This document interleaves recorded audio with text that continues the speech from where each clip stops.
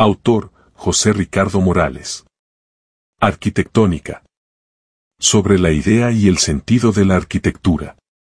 Universidad del Biobío, Facultad de Arquitectura y Construcción, 1984. Prólogo de la primera edición. Los textos que a la arquitectura conciernen, cualquiera sea su condición, disfrutan actualmente de un reconocimiento impar, sin parangón con el que antaño tuvieron. Si estimamos que el éxito estriba en la frecuentación de una buena o mala obra por la pública muchedumbre, convendremos en que a los tratados arquitectónicos les ha llegado la hora venturosa, cuanto peligrosa, del suceso. La abierta mano de nuestro tiempo ostenta el signo palmario del éxito. Porque éste significa fácil salida o conveniente resultado, hoy se le persigue ahincadamente, con reiterada instancia. Sin embargo, en el elixir que el éxito entraña se halla su contrapartida, la del riesgo que corremos salir fuera de sí o de lo nuestro, ese sentirnos enajenados que nos hace encontrarnos perdidos, en éxodo, apartados del camino que propiamente nos pertenece. Puesto que nuestro presente es tiempo de éxito, le concuerda el ser tiempo de prisa. El suceso, si tardío, no lo parece o no se desea. De tal manera, un cierto y conocido pensador de éxito desdeña la póstuma consagración. La arribada en vida y pronto. No basta con obtener fácil salida, hay que salir antes. La prisa procura el antes, y éste, a su vez, dispensa el apetecido resultado. El éxito es el blanco de la prisa, si es que la celeridad apunta hacia algo. Ocurre con nuestros términos que se les reconoce según aquello que aceptan y acogen en los conceptos que involucran. Por añadidura, cada palabra, con el correr de los tiempos, suele entenderse de variable manera, como consecuencia de su vivo ejercicio. A este cambiante modo de aceptarla se le denomina su acepción. Acepción es, pues, la modalidad de una aceptación, la del según se tome, o se deje, cada vocablo. El oficio de capturar algo, de captarlo, aparece tanto en el carácter modal de la acepción como en el concepto por ella enunciado. Así, la voz prisa, en sus acepciones originarias, patentizaba las nociones de presión y prisión, el premere o aprieto, la premura, y en esta su primordial condición, opresora cuanto negativa, se dijera que debemos aceptarla y padecerla todavía. ¿Por qué aquellos que creen tener algo cuando prisa tienen, qué tienen? ¿Y quienes se apresuran tras el éxito, qué hallan sino el desoriente y estrago mentados en las antiguas acepciones del vocablo? ¿Acaso la áurea coronación del éxito, la consabida aureola, no se obtiene en menoscabo de nuestra condición, alterándola? Por ello, frente al habitual discurrir de corrido, tan propio de nuestros días, no es hora de pararnos a pensar e inquirir si la general resonancia que encuentran los temas de arquitectura no se ha producido a expensas de su autenticidad, desvirtuándola mediante cierta novelería al uso, precipitada, ajena al saber reflexivo. ¿No están muchas de las actuales publicaciones arquitectónicas en el terreno de la crónica, del urgido reportaje y aún de la habladuría, ese hablar sin fundamento que da que hablar? Y aquello que peor parece, las obras opuestas a la desalada locuacidad con fajos de reveladoras fotografías donde se hallan sino en la vía dudosa de los libros ilustrados o artísticos, sustitutivos del pensar por la imagen, del idear por la mera identificación visual y del saber por un extenso repertorio, solamente repertorio, de referencias enmudecedoras?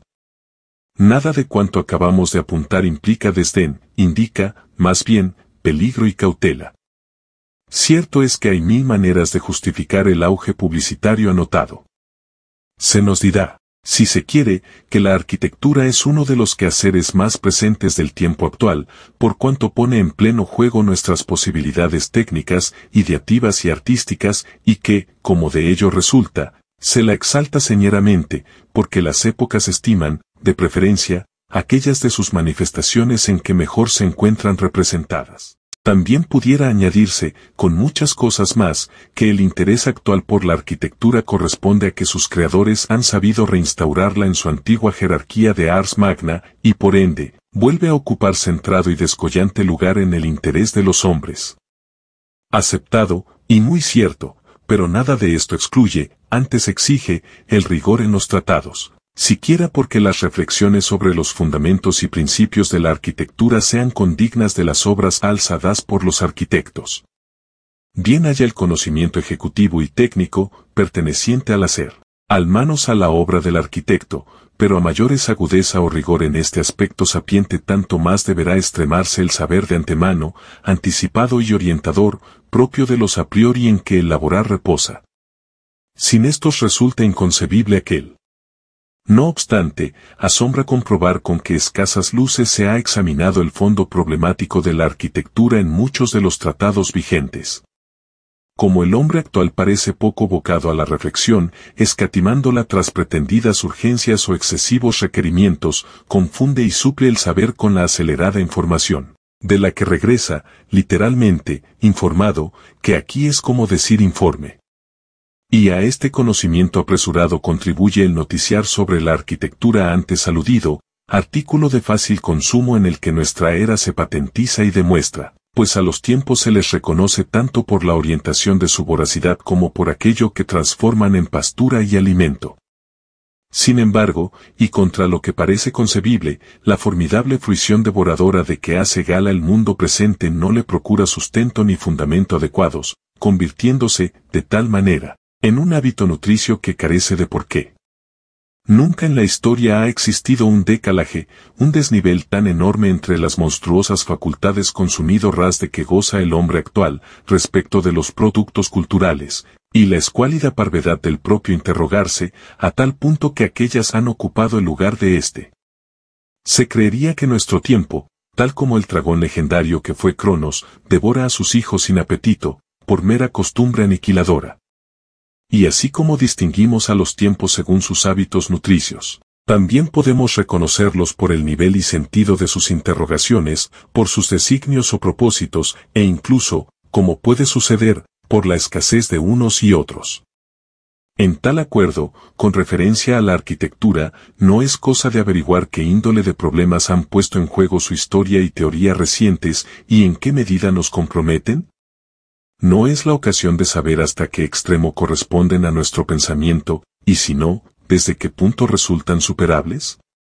Por otra parte, aceptaremos sin contra ese improviso aluvión de textos precipitados, en el que se prescindió con apresuramiento de aquellos trabajos que indagaban, precursora y radicalmente, el sentido de la arquitectura.